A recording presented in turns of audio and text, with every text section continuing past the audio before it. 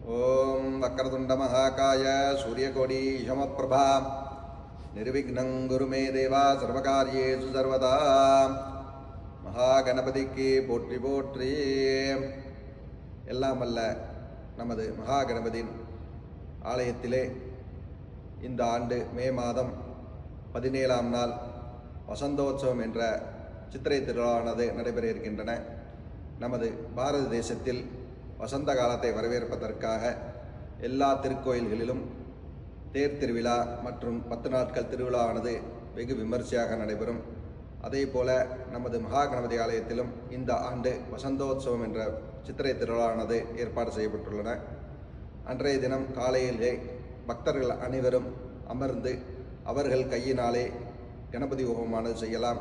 அதாவது இந்த ஆண்டு சனி பெயர்ச்சி, குரு பெயர்ச்சி, ராகுகேது பெயர்ச்சி எல்லா பெயர்ச்சிகளும் நடைபெற்றன. இதனால் ஏற்பட்ட நவக்கிரக தோஷங்கள் நிவர்த்தி செய்வதற்காகவும் காரிய தடைகள் நிவர்த்தியாவதற்காகவும் இந்த மகாகணபதி ஹோமமானது செய்யலாம்.